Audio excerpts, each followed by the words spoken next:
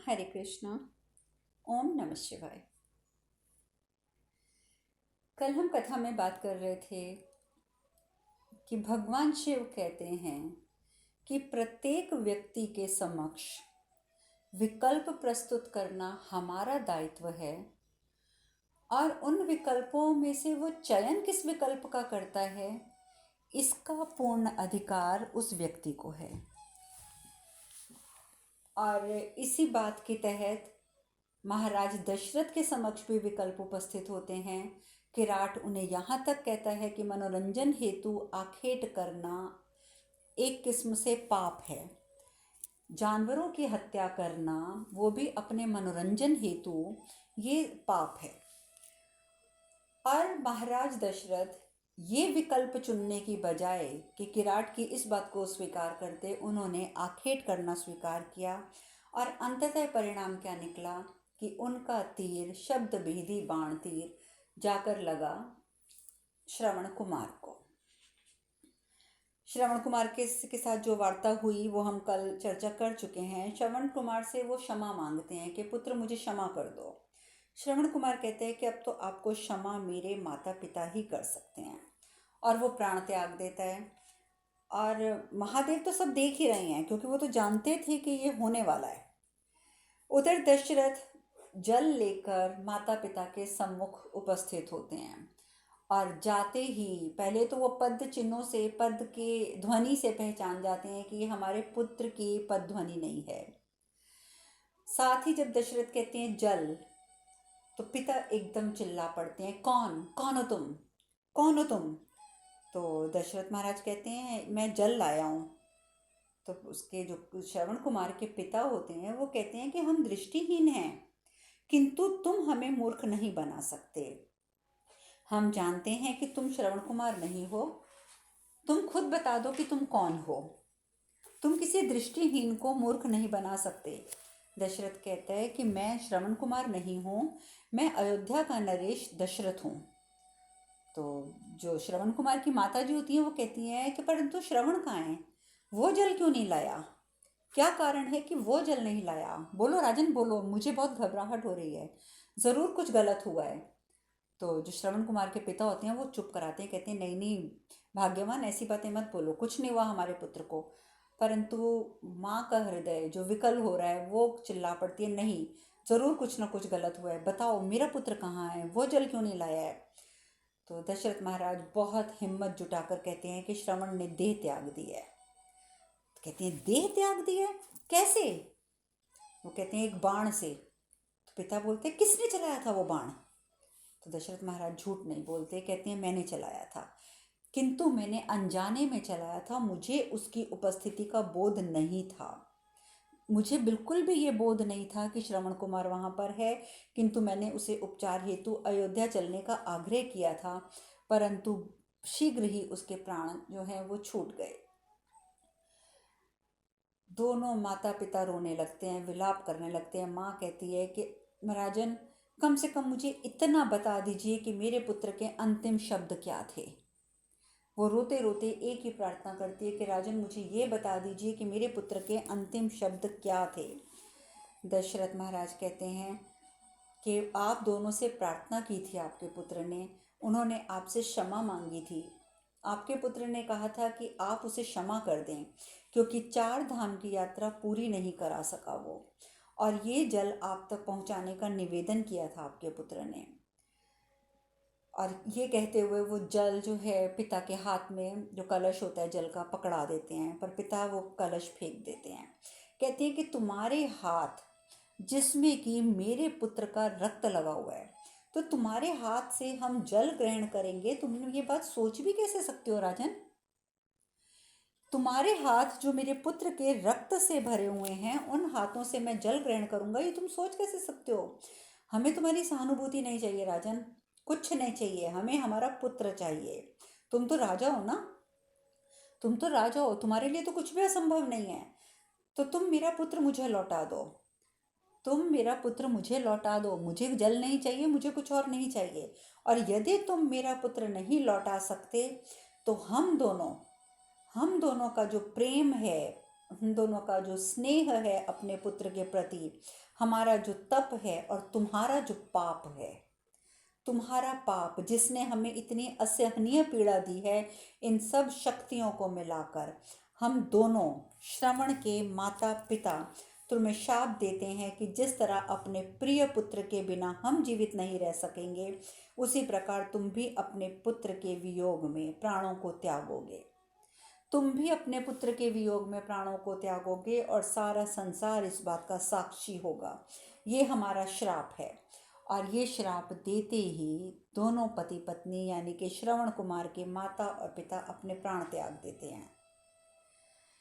ये कथा सुनते सुनते माता पार्वती विह्वल हो जाती हैं। वो कहती हैं, अब क्या होगा महाराज, अब उस वन में क्या हो रहा होगा, अब महादेव अब उस वन में क्या हो रहा होगा, मुझे बताइए। महादेव कहते हैं, क्या होगा पार्वती, आखेट करने आए राजन 3 चिताओं को अग्नि दे रहे हैं और उनकी 3 चिताएं जलाकर, यानी कि श्रवण कुमार, उनकी माता जी और पिताजी, ये 3 चिताएं जलाकर उन तीनों को अग्नि दे देते हैं। कौन? महाराज दशरथ। महादेव कहते हैं कि आए तो थे आखेट करने और 3 चिताओं को अग्नि दे रहे हैं और अब लौट गए हैं, परंतु अब उन्हें एक भय उनके हृदय में वास कर चुका है कि श्रवण के माता पिता का दिया गया श्राप कहीं सत्य ना हो जाए।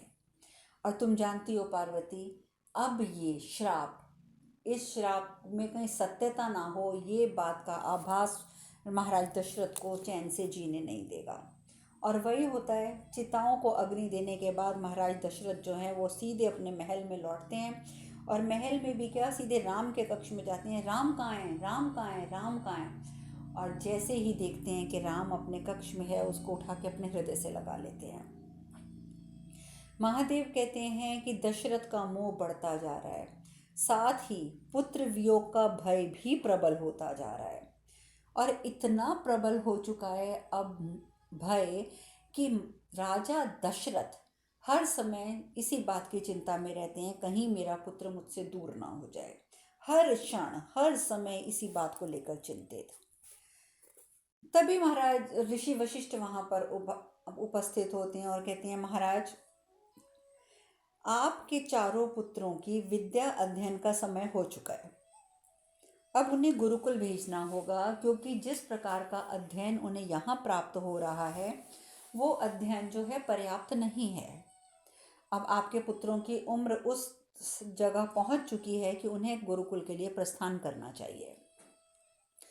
दशरथ कहते हैं, जब हमारे गुरुकुल यहाँ पर हैं तो मेरे पुत्रों को गुरुकुल जाने की क्या आवश्यकता है, क्या आवश्यकता है? ऋषि वशिष्ठ कहते हैं, आवश्यकता है, क्योंकि परंपरा अनुसार तो उन्हें जाना चाहिए।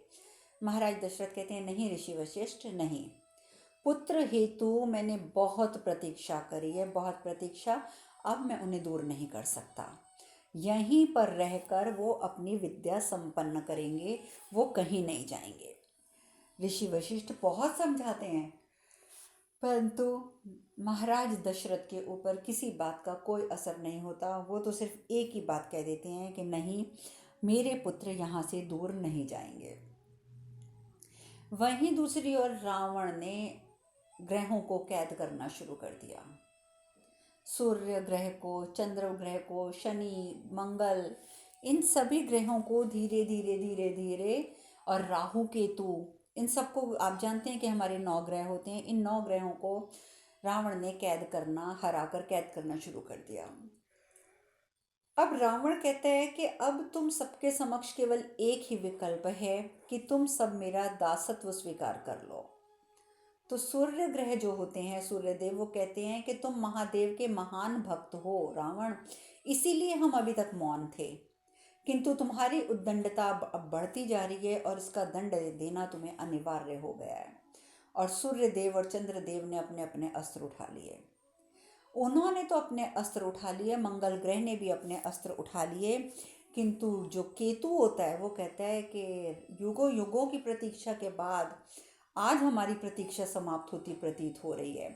असुरों में कोई एक तो ऐसा नायक है जिसकी हमें आवश्यकता थी। हम सोचते थे कि जो असुरों के खोए हुए सम्मान को पुनः स्थापित करेगा। राहु कहता है, बिल्कुल सत्य कह रहे हो केतु, हमें तो रावण का दासत्व स्वीकार है। और ये कहते हुए राहु और केतु यानी कि धड़ और सिर जो होते हैं उस राक्षस के, वो कह देते हैं कि रावण जी, हमें आपका दासत्व स्वीकार है। परंतु मंगल ग्रह, चंद्र ग्रह और सूर्य ग्रह ये अपने अपने शस्त्र उठा लेते हैं। रावण भी अपनी तलवार निकाल लेता है। तलवार क्या निकालता है, वो अपना चंद्रहास निकाल लेता है और चंद्रहास निकाल कर बोलता है कि युद्ध से पूर्व मैं तुम सबको फिर से एक अंतिम अवसर देता हूँ, क्या निर्णय है तुम्हारा। तो वो लोग कोई जवाब नहीं देते। रावण कहता है, मुझे ऐसा प्रतीत हो रहा है कि सूर्य, चंद्र और मंगल को अपनी अपनी शक्ति पर कुछ खास ही घमंड हो गया है, खास ही विश्वास हो गया है। अभी भंग कर देता हूँ मैं तुम्हारा ये विश्वास। और ये कहते हुए रावण चंद्रहास से तीनों पर प्रहार कर देता है, तीनों को अपना बंदी बना लेता है और सृष्टि में उथल पुथल हो जाती है। सूर्य कैद होने की वजह से दिन के समय में भी अंधकार उपस्थित हो जाता है। सब घबरा जाते हैं, सब घबरा जाते हैं कि ये तो दिन का समय है, दिन के समय इतना तीव्र अंधकार कैसा। महादेव क्रोधित हो जाते हैं, वो समझ जाते हैं कि क्या हुआ है। वो अपना त्रिनेत्र खोलते हैं और त्रिनेत्र की ऊष्मा से सूर्य के बराबर जो ऊष्मा थी उससे दोबारा पूरी सृष्टि में उजाला हो जाता है। माता पार्वती कहती हैं कि ये सब क्या हो रहा है महादेव। महादेव कहते हैं, पार्वती, सूर्य देव, चंद्रदेव को रावण ने बंदी बनाया है। शीघ्र ही उन्हें मुक्ति तो मिल जाएगी, परंतु इसका प्रभाव पृथ्वी पर नजर आ रहा है। इसका प्रभाव पृथ्वी पर स्पष्ट नजर आ रहा है। अब पुरुष का जन्म हो चुका है, प्रकृति का अवतरित होना अब बहुत जरूरी हो चुका है। अब देवी लक्ष्मी को अवतरित होना पड़ेगा, क्योंकि तभी सृष्टि का संतुलन बनेगा और इन सब को छुटकारा मिलेगा, मुक्ति मिलेगी रावण की कैद से। देवी लक्ष्मी उसी समय वहाँ उपस्थित हो जाती हैं। महादेव कहते हैं, देवी लक्ष्मी, आपके जन्म का समय आ गया है, अब आपके जन्म का समय आ गया है। तो माँ लक्ष्मी भी कहती हैं, मैं भी अधीर हूँ महादेव, मैं अधीर हूँ, क्योंकि मेरे स्वामी तो पहले ही जन्म ले चुके हैं, इसीलिए मैं अधीर हूँ। मैं जानती हूँ कि इस मानव रूप में मुझे मेरे मूल स्वरूप का बिल्कुल भी स्मरण नहीं रहेगा, बिल्कुल भी स्मरण नहीं रहेगा। किंतु मुझे ये भी ज्ञात है कि मेरे मार्गदर्शन हेतु आप सदैव मेरे साथ रहेंगे। महादेव कहते हैं, देवी लक्ष्मी, इस युग में हम साक्षी हैं, हम साक्षी हैं इस युग के। और आपकी कथा, जो कथा अब बनने जा रही है, आपकी ये कथा प्रत्येक युग में कही जाएगी, प्रत्येक युग में, और हम सदैव आपके साथ रहेंगे। अब राजा जनक द्वारा बंजर भूमि को हल से जोतना होगा, और राजा जनक हल उठाकर बैलों का पूजन करके भूमि को जोतना आरंभ कर देते हैं। रोज़ वो आते हैं, रोज़ बैलों का पूजन करते हैं और रोज़ वो उस हल से जो बंजर भूमि थी उसको जोतना शुरू कर देते हैं। अब प्रजा में से एक व्यक्ति वो बोलता है, महाराज, ये हमारा सौभाग्य है कि आप नियमित रूप से रोज आकर इस धरती को जोत रहे हैं, परंतु महाराज क्यों? इस बंजर भूमि से क्या प्राप्त होगा आपको? इस बंजर भूमि पे तो वर्षों से कभी कोई फसल नहीं होगी और आप इसी को जोत रहे हैं। जनक महाराज कहते हैं, जानते हो ये भूमि बंजर क्यों है?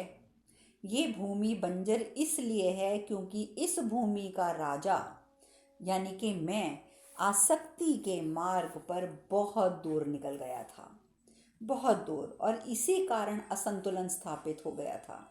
अब राजा का कर्तव्य है कि पुनः संतुलन स्थापित करे। अपने पौरुष में प्रकृति को भूलना उचित नहीं होता है।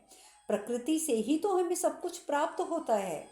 ये वही बातें दोहराते हैं महाराज जनक जो महादेव ने महाराज जनक को सिखाई थी। और ये बात कहते हुए महाराज फिर से हल चलाना शुरू कर देते हैं। बहुत आराम से हल चला रहे होते हैं कि अचानक उनका हल किसी चीज़ से टकरा जाता है। जैसे ही हल टकराता है, वो तो जानते थे क्योंकि महादेव कह चुके थे कि इसी धरती से आपको पुत्री की प्राप्ति होगी। तो महाराज जनक हल छोड़कर झुककर वहीं धरती पर बैठ जाते हैं और अपने हाथों से मिट्टी हटाना शुरू कर देते हैं। और राजाओं की तरह नहीं कहते कि आओ सेवकों यहाँ से मिट्टी हटाओ, नहीं। महाराज जनक, इसीलिए उन्हें महर्षि कहा जाता है, राज ऋषि कहा जाता है, कि वो स्वयं अपने हाथों से मिट्टी हटाना शुरू करते हैं।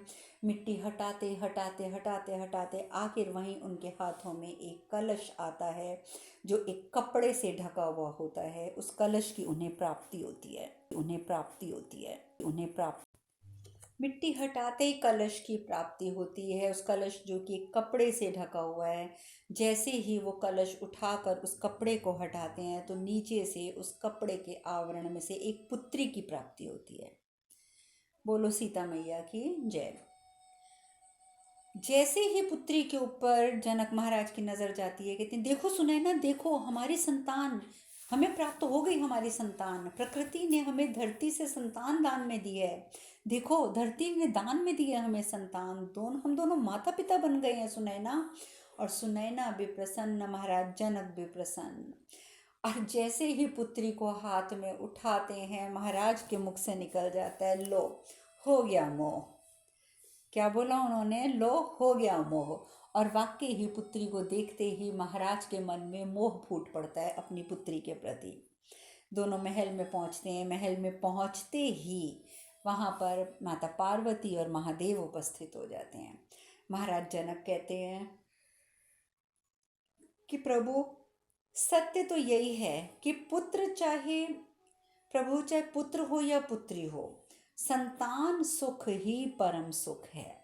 अभी तो देखिए, पुत्री की पालना भी शुरू नहीं करी, पालना पोषणा भी शुरू नहीं करी। अभी तो पुत्री सिर्फ महाराज जनक के हाथों में आई है और इतना मोह हो गया उस पुत्री से कि कहते हैं महादेव, हे प्रभु, चाहे पुत्र हो या पुत्री, संतान सुख ही परम सुख है। इस प्रकार का वाक्य जब जनक महाराज के मुंह से महादेव सुनते हैं तो उनके मुख पर भी प्रसन्नता आ जाती है। महादेव कहते हैं, सत्य कहा महाराज आपने, सत्य कहा। संतान तो परमात्मा का अंश होती है, परमात्मा का अंश।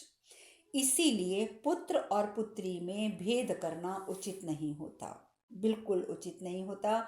ये मूर्खता, भेद करने की मूर्खता सिर्फ वही करते हैं जो कन्या की महिमा से अनभिज्ञ हैं, क्योंकि वो ये समझ ही नहीं पाते, वो समझ ही नहीं पाते कि कन्या का सम्मान करना प्रत्येक व्यक्ति का धर्म है, कर्तव्य नहीं बल्कि धर्म है। क्योंकि कन्या जीवनदायिनी है, वो जननी है, और जननी तो केवल सत्कार के योग्य होती है, उपेक्षा के योग्य नहीं होती, सिर्फ और सिर्फ सत्कार के योग्य होती हैं। एक पुरुष कभी भी एक संतान को जन्म नहीं दे सकता, जननी का काम सिर्फ एक कन्या करती है, इसीलिए कन्या पूजनीय है। जब एक कन्या का विवाह होता है ना महाराज, तो उस कन्या के द्वारा उस विवाह के पश्चात दो कुलों का जुड़ाव होता है, और ये जुड़ाव भी अत्यंत आवश्यक है महाराज। मैंने आपको उस दिन भी बताया था कि कई चीज़ों का जुड़ाव अत्यंत आवश्यक होता है, इसी प्रकार दो परिवारों का जुड़ाव भी अति आवश्यक है। परिवार की स्थापना हेतु कन्या की भूमिका पुरुष की भूमिका से कहीं अधिक महत्वपूर्ण होती है महाराज, कहीं अधिक महत्वपूर्ण। और जब परिवार से परिवार जुड़ते हैं, यानी कि जब दो परिवार जुड़ते हैं, तब ही समाज की स्थापना होती है। इसीलिए पुत्री और पुत्र का सम्मान और उनका अधिकार सब एक समान होते हैं। और जो समाज पुत्री को महत्ता नहीं देता, जो पुत्री की महत्ता को समझता ही नहीं है, वो समाज कभी सुखी नहीं रह सकता। उस समाज का तो जो मतलब पुत्री का अपमान करता है, जो महत्ता को नहीं समझ पाता, उस समाज का पतन निश्चित है।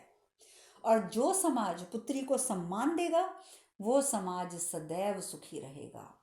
और इस तथ्य को सभी को समझना होगा। और समाज की सुरक्षा किसी भी पुण्य से नहीं हो सकती। जिस समाज का पतन होता है ना, जैसे कि महादेव ने कहा कि यदि कन्या का अपमान किया जाता है जिस समाज में, जिस भी समाज में यदि कन्या का अपमान किया जाता है तो उस समाज का पतन आवश्यक हो जाता है, निश्चित हो जाता है। और उस समाज को दोबारा से सुरक्षित करने हेतु आप जितने भी पुण्य कर लीजिए, वो समाज सुरक्षित नहीं होगा, उसका पतन तो होकर ही रहेगा। महाराज जनक कहते हैं कि प्रभु, अब तो बस आप इसी वजह से हमें आशीर्वाद दीजिए कि हम अपनी पुत्री के पालन पोषण में कभी किसी प्रकार की कमी ना कर पाएं। हम हर वो कार्य कर सकें, हर संभव प्रयास कर सकें अपनी पुत्री की एक उचित पालना हेतु। महादेव कहते हैं, महाराज जनक, आपका और देवी सुनैना का अपनी पुत्री के प्रति ये जो प्रेम है ना, ये समस्त संसार के लिए एक आदर्श उदाहरण बन जाएगा। आदर्श उदाहरण। संसार के सभी माता पिता आपके उदाहरण से प्रेरित होते रहेंगे कि देखो, जिस प्रकार से राज ऋषि जनक और देवी सुनैना जिस प्रकार से अपनी पुत्री से प्रेम करते थे, अपनी पुत्री के प्रति श्रद्धा भाव रखते थे, जिस प्रकार से अपनी पुत्री का सम्मान करके पालना पोषणा करते थे, उसी प्रकार से हमें भी करनी चाहिए। ये उपदेश, ये संदेश आपके द्वारा ही समाज को मिलेगा और युगों युगों तक मिलेगा। तभी नारद मुनि, ब्रह्मा जी और माता सरस्वती वहाँ उपस्थित हो जाते हैं। तीनों बच्चे को आशीर्वाद देते हैं। नारद मुनि कहते हैं कि माता लक्ष्मी को इस रूप में देखने हेतु कब से व्याकुल हो रहा था मैं। और माता सरस्वती कहती हैं, विदेह की विदेही का जन्म हुआ है। नारद मुनि कहते हैं, जनक की जानकी का जन्म हुआ है। अब सुनैना जी जो होती हैं, वो पुत्री अपने हाथ में लेकर महाराज जनक से और माता पार्वती को देती हैं। माता पार्वती के हाथ में जब पुत्री होती है तो महादेव भी उनके सर पे हाथ रखकर आशीर्वाद देते हैं। आशीर्वाद देते हुए महादेव कहते हैं कि सही काम देवी सरस्वती की विदेह की विदेही का जन्म हुआ है, जनक की जानकी का जन्म हुआ है, परंतु हल जोतते समय भूमि से प्राप्त हुई है ये कन्या, इसीलिए इसका नाम सीता होगा। और इस प्रकार से महादेव सीता का नामकरण करते हैं। बोलिए सीता मैया की जय। अब जनक महाराज जो हैं वो बहुत प्रसन्न हैं। जनक महाराज कहते हैं कि प्रभु, मैं इसके प्रति यानी कि अपनी पुत्री के प्रति प्रत्येक दायित्व को सहर्ष पूरा करूँगा। महादेव कहते हैं, हमारा आशीर्वाद सदैव आपके साथ रहेगा राजऋषि जनक, किंतु मैं यहाँ केवल एक ही उद्देश्य से नहीं आया था, अभी तो एक और उद्देश्य की पूर्ति करनी है मुझे। और साथ ही वो आवाज़ पुकारते हैं परशुराम, और अचानक वहाँ पर परशुराम जी उपस्थित हो जाते हैं। राजा और महारानी दोनों नतमस्तक हो जाते हैं परशुराम जी के समक्ष। परशुराम जी के हाथ में एक बहुत बड़ा धनुष होता है। परशुराम जी वो धनुष महादेव को देते हैं और स्वयं वहाँ से प्रस्थान करते हैं। महादेव कहते हैं कि महाराज, ये धनुष अब मिथिला में रहेगा।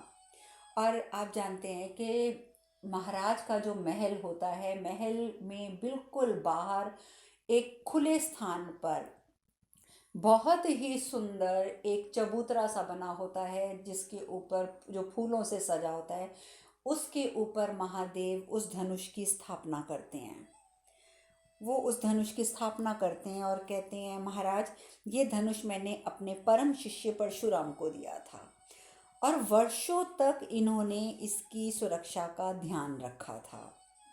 अब राजऋषि जनक, अब इसके संरक्षण का और इसके सम्मान का, इसकी प्रतिष्ठा का सारा दायित्व मैं आपको सौंपता हूँ। और ये कहते हुए वो धनुष को वहीं स्थापित कर देते हैं, उस ऊंचे से चबूतरे पर। जनक महाराज कहते हैं कि आपने मुझे इस योग्य समझा कि मैं आपके धनुष का को संरक्षण प्रदान कर सकता हूँ, इस बात को सोचकर मैं धन्य हो गया हूँ प्रभु। मैं हर संभव प्रयास भी करूँगा। किंतु महादेव कहते हैं, राजऋषि जनक, किंतु क्या, निसंकोच कहिए। महाराज जनक कहते हैं, एक शंका है प्रभु, यदि हम इसका ध्यान नहीं रख पाए तो, क्योंकि आप ही बताइए हम इसका ध्यान रखेंगे भी कैसे। आपने ये धनुष हमारे कक्षों के बाहर यानी कि इस खुले स्थान पर स्थापित किया है, और ये धनुष आपका है प्रभु, आपका।